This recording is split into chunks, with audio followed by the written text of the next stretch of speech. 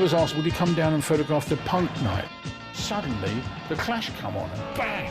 There was this incredible cultural explosion going on. It was a scary moment because punk could have gone either way. Some of the bands did have NF following. The National Front were growing incredibly. Keep our country free from invasion! They're not English! They don't belong here! We said what we need to do is do a gig, a thing called Rock Against Racism. We're against racism in all facets of British life. We want rebel music, street music, music that breaks down people's fear of one another, music that knows who the real enemy is. Love music, hate racism. Hello and welcome. White Riot, Rubika Shah's terrific new documentary about the rock against racism scene in the UK in the 70s, is available from today, Friday 10th of July, up until next Thursday, 16th of July, via the Modern Films streaming platform. That's in association with the Irish Film Institute. And I'm delighted to say that Rubika is available to have a few words about the film with us today. Rubika, congratulations on the film. It's really a terrific piece of work. You must be delighted with how audiences are responding.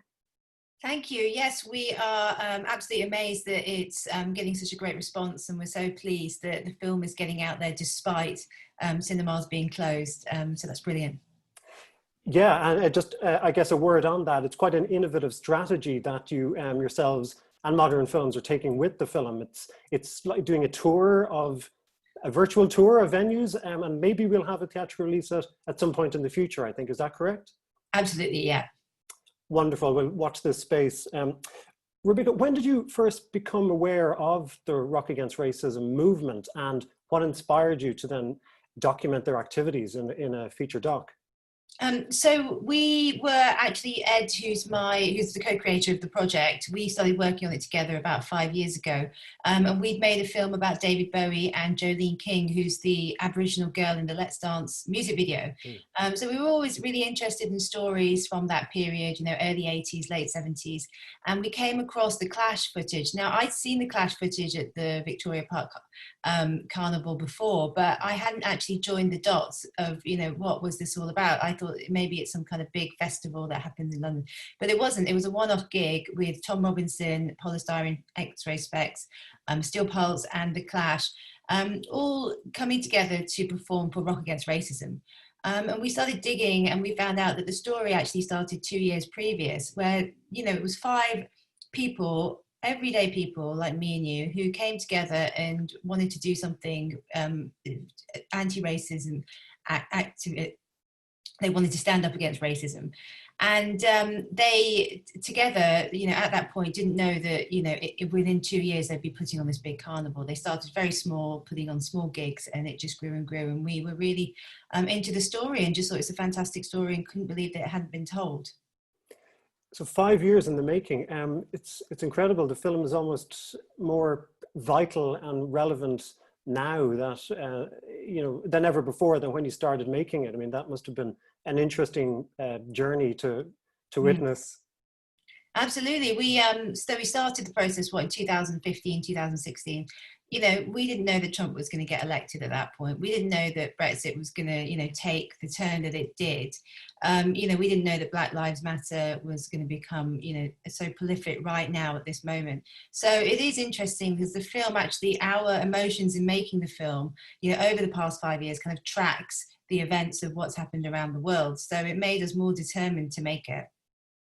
And tell me about the structure of the film. You focus on the early years. I think it's the first 2 years, give or take. And so was it always your intention to focus on the earlier period? And how did you focus on, or how did you choose to focus on the stories that you tell within what was a very broad movement? There's two parts to the answer. So okay. There was our original idea of just telling the story of Rock Against Racism, which is a 5-year movement essentially, and our first treatments, our first ideas were about that. But then when we started to read them back, we started to realize that, there's not really, we weren't getting the depth that we wanted, out of the story. So there's quite a few themes that are really important to us, and that's being authentic, telling the story of how it was in the late 70s for people of colour. And so we decided to go back into the story process, as it were, and delve deeper. And we found out that we wanted our story to end with a really, really happy ending. You know, because it goes into some really dark places, but we wanted it to be a film that inspires people. So that was, you know, a big thinking point around that. And then the second part is that we found a lot of the stories that we wanted to tell in the edit, because we had the spine, as it were, you know, starting in 1976 and ending in 1978 with the carnival. So we knew that story about our main characters in the print shop, how they got together, how they were able to use word of mouth and grassroots activism to get their messages out there. So then it was a really exciting time, because we were able to delve into Temporary Hoarding, which was the fanzine, and we were able to look at the articles that track that period and think, you know what, this is really, really pertinent. This is something that we really feel passionately about. Let's see if we can realise that within the story of Rock Against Racism and of White Riot. And the fanzine Temporary Hoarding, the aesthetic of it is very much carried over into the film. Is that something that grew out of the edit, that you wanted to kind of focus on that particular look of that zine? So we knew right from the outset when we started making the project that we wanted to incorporate that punk aesthetic. But what's really interesting about it is that it looks really scrapbook, and it looks like, you know, we've just cut out some bits and pieces and, you know, put them, you know, somehow like merge them together. But actually each of those sequences takes a lot of manpower. And we have an amazing animator we worked with, Levan, who's just brilliant. And actually I had worked with him on a short film previous to this, which was a very arty, experimental version of White Riot, where we were able to test out quite a lot of those, you know, those fanzine style animation techniques. And tell me about the archival footage. I mean, there's there's extraordinary wealth of archival footage in the film. How did you go about tracking that down? Like, was there rights clearance, quagmires, and like assembling it into the film that we have today? Well, massive props to Ed, because he did a fantastic job at, you know, digging around in, you know, the archive world, but also in finding rights holders. I mean, this is a period of time where lots of people started shooting. People were beginning to, you know, buy their own cameras and record. And there was a lot of news footage actually that hadn't been tapped into. There were lots of shows, you know, that had aired about punk, and there was footage within those that hadn't really been tapped into. So there was a lot of watching rushes. There was a lot of looking for rights holders, which, you know, can be a needle in a haystack, but he managed to do it. You know, and I was involved in some of that, but really I can't take credit. Well, you managed to pull it together, or you and he managed to pull it together into a seamless, so congratulations. The currency of the film really struck me, just how relevant it is, and like there's a sense of the same arguments being hashed out again and again and again, and of almost they're like nothing progressing. I know that's a very positive film in many ways, but it seems like we're still having the same conversations about immigration, etc. Was that dispiriting in any way? Like, how did you react to that while making it? It was disheartening, but we wanted to be authentic. I really wanted to not shy away from what was happening at the time, and also connecting it to now is really important, because, you know, it's part of the motivation for us wanting to spend so long making a film like this, you know, and drawing those lines. You know, it's incredible that a lot of those issues, you know, like police brutality, you know, they're coming back again right now at this moment is astonishing. And in the journey of making the film, like you mentioned, hours and hours, hundreds, thousands, probably hours of archival footage. Like, what did you learn? Were there any new bands you stumbled upon? Like, we all know The Clash and Steel Pulse, etc. But there must have been, you know, it must have opened like your eyes as well a bit, like, because I hadn't heard of quite a few acts while watching the film, which is kind of exciting. That was one of the exciting things about delving into that era, you know, getting to listen to new bands across the board. There were just so many different bands. There's a band called 999 that popped up actually, and I hadn't heard of them. And they're still around playing gigs, and their music's brilliant. We use it in the first 10, 15 minutes. We use one of their tracks. And also Alien Culture was a brilliant discovery that we made actually quite close to the end of production. So after we'd, you know, sculpted our story and thought about like, how are we going to tell this story? we went and interviewed Pervez, and so we thought his story was so pertinent and so important that we managed to, you know, re-edit the film to have that in there. And was there anybody you spoke to that, for whatever reason, chose not to be involved, or like was there anyone you couldn't persuade to be involved in the film? I would have. I mean, if Joe Strummer was around, I would have loved to have him. I think he would have had so much to say. You know, his work in this era of like standing up for, you know, marginalised people from, you know, from the firemen to minorities, or whatever, I think is astounding.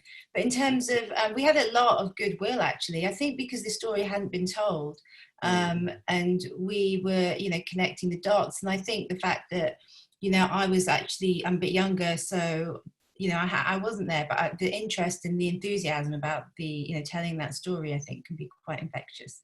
Yeah, I was sort of slightly aware of it. I mean, I thought I knew more about it than I did. You know, while I was watching the film, I felt it very educational, though I, you know, showing my age perhaps, but I found it very, very educational. So much of it I wasn't aware of. So that was fascinating. Oh, thank you.